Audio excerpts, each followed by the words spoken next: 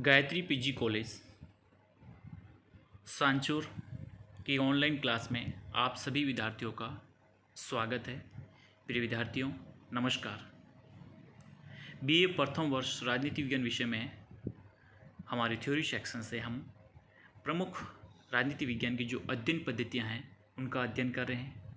हमने हमारी पिछली कक्षाओं में पर्यवेक्षणात्मक पद्धति, ऐतिहासिक पद्धति और तुलनात्मक पद्धति के बारे में हमने अध्ययन किया।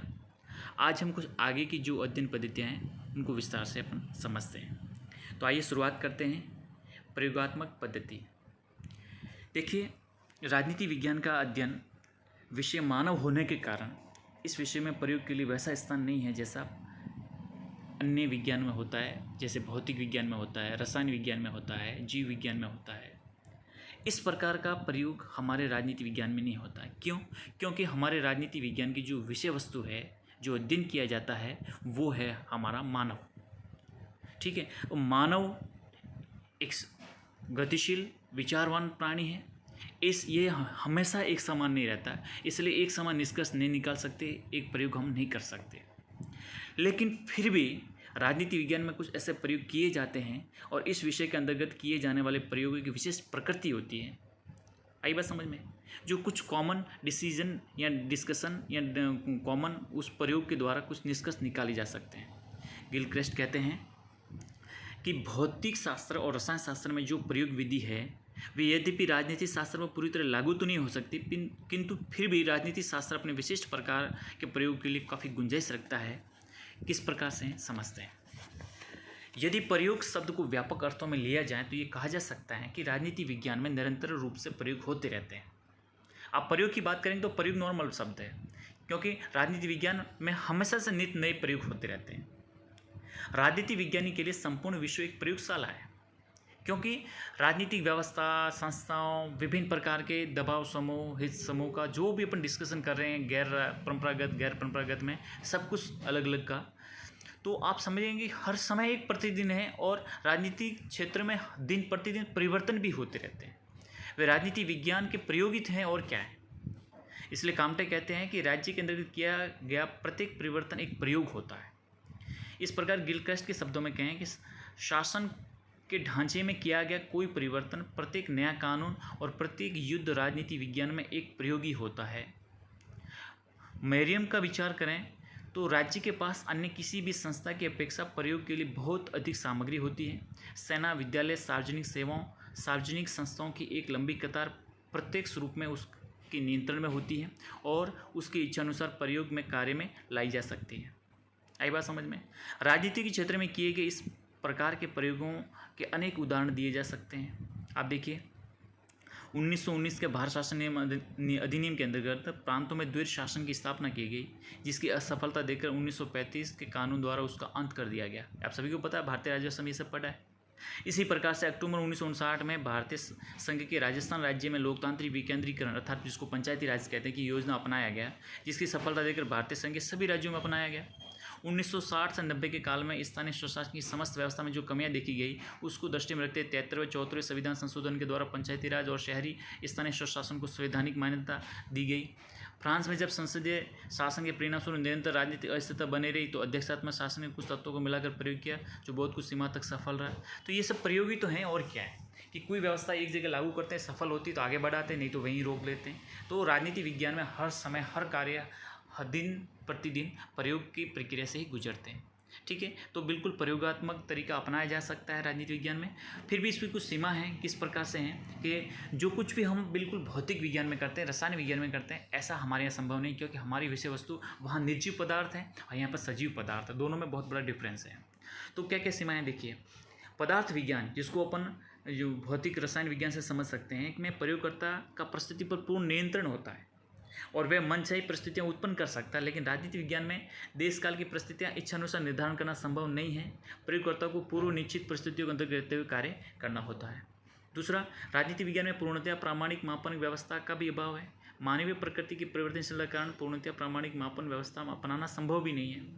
तीसरा, पदार्थ विज्ञानों में प्रयोगों को उस समय तक दोहराया जा सकता है जब तक कि अंतिम परिणाम न निकल जाए, लेकिन राजनीति विज्ञान के प्रयोगों में पुनरावृत्ति संभव नहीं हो पाती है। आई बात समझ में?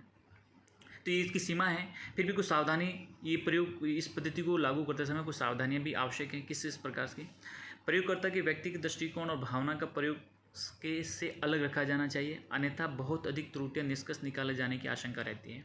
प्रयोगकर्ता द्वारा प्रयोग से संबंधित विशेष परिस्थितियों का पूर्ण ध्यान रखा जाना चाहिए। प्रत्यक्ष प्रजातंत्र के प्रयोग का स्विट्जरलैंड में सफल होना और अमेरिका में असफल होना प्रयोग की सफलता में परिस्थितियों को प्रभावशीलता का ही प्रमाण है। तो इसकी सावधानी है।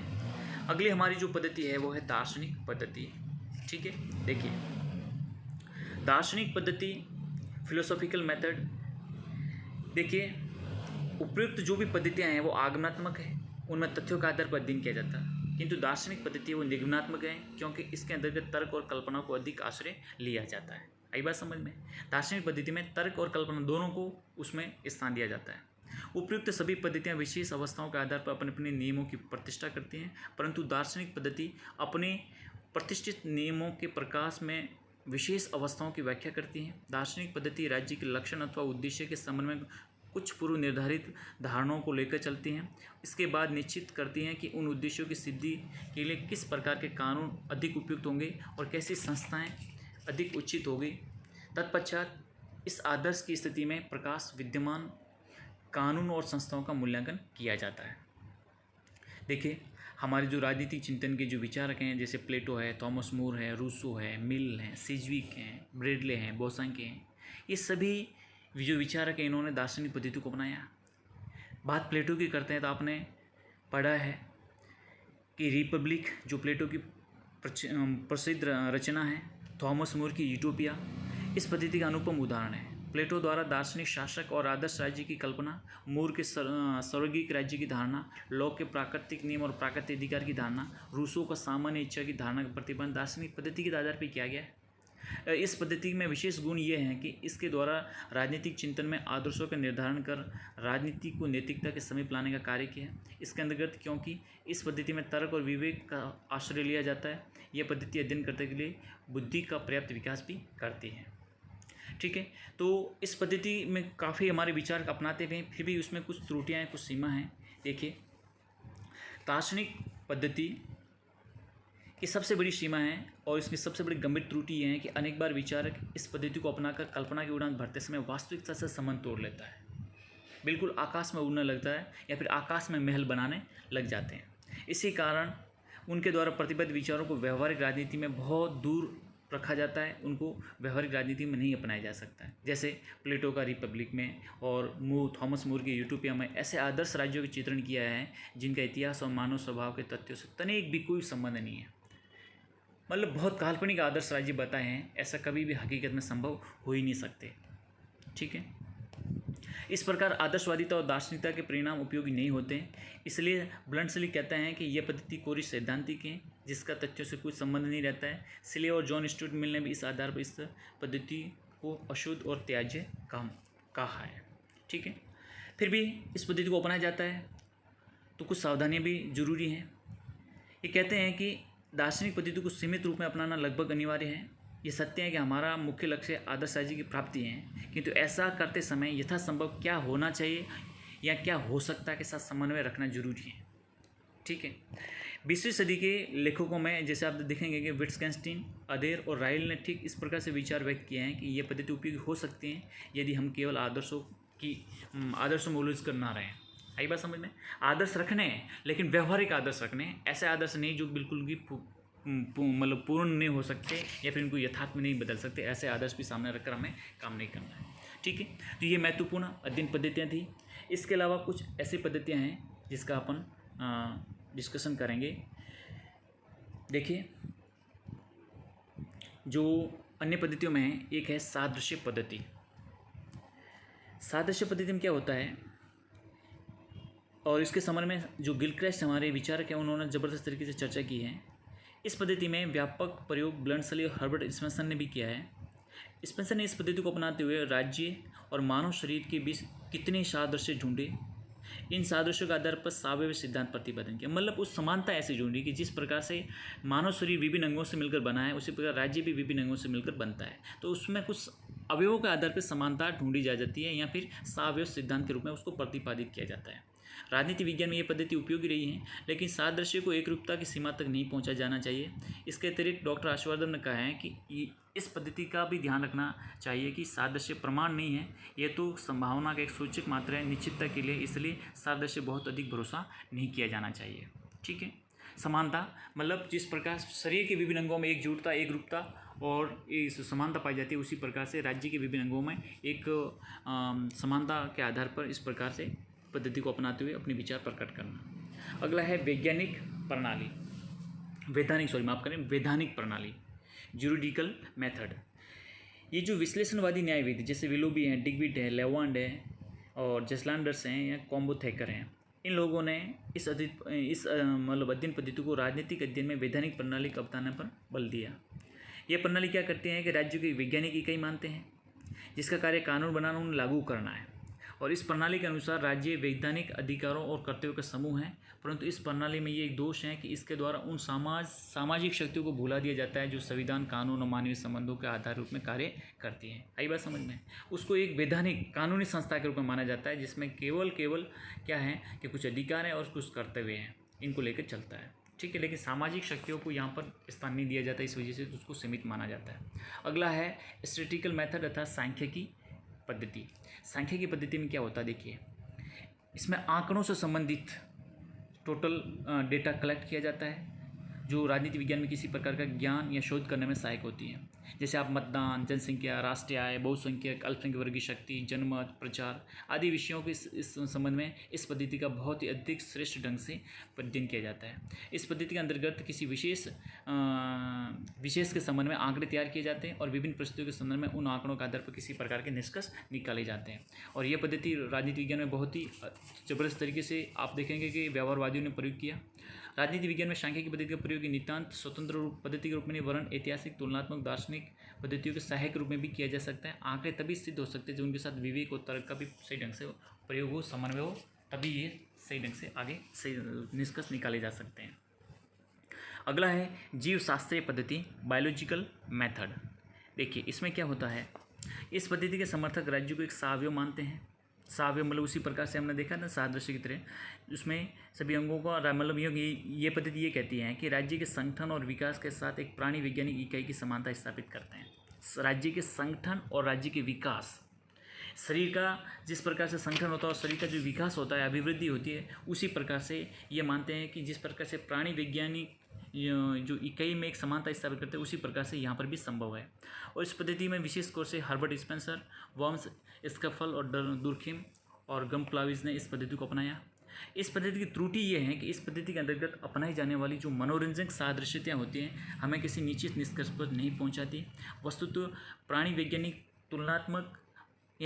वैज्ञानिक तुलना वास्तविक होने की अपेक्षा सतही हो सकती है। इस भ्रमपूर्ण निष्कर्ष निकाले जा सकते हैं, इसलिए इसको ज़्यादा प्रयोग नहीं किया जाता। अगला है समाजशास्त्रीय पद्धति, सोशियोलॉजिकल मेथड। समाजशास्त्रीय पद्धति के अंतर्गत राज्य को एक सामाजिक इकाई माना जाता है जिससे समाज का निर्माण करने वाले व्यक्तियों जैसे गुण होते हैं। ठीक है। इसके अंतर्गत व्यक्ति के जीवन की तरह राज्य के जीवन का भी विकास के नियमों के आधार पर अध्ययन किया जाता है। यह वास्तव में एक स्वतंत्र पद्धति नहीं वरन एक दृष्टिकोण मात्र है और इसमें भी प्राणी वैज्ञानिक पद्धति के दोष निहित होते हैं। मतलब समझिए, राज्य क्या है, एक सामाजिक इकाई है, एक सोशल यूनिट है जिसमें समाज का निर्माण करने वाले व्यक्तियों जैसे गुण होते हैं। जो समाज में व्यक्ति होते हैं उसी प्रकार इसमें भी गुण होते हैं। इसके अंतर्गत व्यक्ति के जीवन में इस तरह राज्य के जीवन का विकास के नियमों के आधार पर अध्ययन किया जाता है। मतलब व्यक्ति के जीवन की तरह राज्य के जीवन का भी विकास के नियमों की तरह अध्ययन किया जाता है। ये केवल इसमें पद्धति में संभव है। ठीक है। और लास्ट है आपकी मनोवैज्ञानिक पद्धति। देखिए साइकोलॉजिकल मेथड। इस पद्धति के अंतर्गत व्यक्तिगत स्वभाव और समूहगत स्वभाव की प्रवृत्तियों के आधार पर राजनीतिक गतिविधियों का अध्ययन कार्य किया जाता है। इस पद्धति का प्रयोग मुख्य रूप से आधुनिक काल के राजनीतिक वैज्ञानिक जैसे बेजोर्ड, ग्रामवालास, मैकडूगल, टार्डे, लिबॉन, समनर आदि के द्वारा किया जाता है। चुनाव, जनमत, राजनीतिक दल आदि का अध्ययन करने में यह पद्धति विशेष रूप से उपयोगी सिद्ध हुई है। वर्तमान समय में राजनीतिक अध्ययन के लिए मनोवैज्ञानिक पद्धति को विशेष उपयोगी समझे जाने पर भी इस बात से इनकार नहीं किया जा सकता इस पद्धति का प्रयोग में अनेक कठिनाइयाँ हैं। ठीक है, तो आप समझ सकते हैं कि व्यक्तिगत स्वभाव, ह्यूमन नेचर जो है, और एक समूहगत स्वभाव, व्यक्तिगत और समूहगत, ग्रुप का और पर्सनल, दोनों का नेचर है, उसकी प्रवृत्तियों के आधार पर इसमें राजनीतिक गतिविधियों को अध्ययन किया जाता है। ठीक है, जिसमें केवल उसका मनोविचार, हैं मन में जो विचार हैं कि किस प्रकार से ये बदलाव लाता है, किस प्रकार के बदलाव आने की संभावना है, ये सब उसमें देखा जाता है। ठीक है, तो निष्कर्ष के तौर पे हम समझ सकते हैं कि इस प्रकार ये कहा जा सकता है कि राजनीति विज्ञान के अध्ययन के लिए उपयुक्त सभी पद्धतियाँ उपयोगी हैं। ये समझना नितांत गलत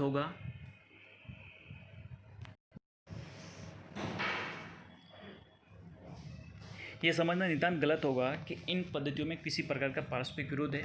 वास्तव में ये परस्पर विरोधी होने के स्थान पर एक दूसरे की पूरक हैं और ये एक दूसरे की भूलों को सुधारती हैं, कमियों को दूर करती हैं। ये सभी पद्धतियाँ अन्यायोचित हैं और इन पद्धतियों का उसी समय सफलतापूर्वक प्रयोग किया जा सकता है जब इन पद्धतियों का प्रयोग साथ साथ किया जाए। सिद्धांतों को जीवन के यथार्थ तथ्यों की कसौटी पर कसना आवश्यक है और जीवन के तथ्यों का सही मूल्यांकन सिद्धांतों के प्रकाश में ही संभव है। इस लक्ष्य की सिद्धि के लिए यथार्थ और आदर्श दोनों का मिश्रण बहुत जरूरी है। गिलक्रास्ट ने कहा है कि सच्चे इतिहासवेत्ता को दर्शन शास्त्र का महत्व समझना चाहिए और एक सच्चे तत्ववेत्ता को इतिहास से परामर्श लेना चाहिए। इतिहास के प्रयोग और घटनाओं के आदर्शों का प्रकाश से चमत्कृत किया जाना चाहिए। इसलिए सबसे उत्तम पद्धति ऐतिहासिक और दार्शनिक विषयों का सम्मिश्रण होना जरूरी है।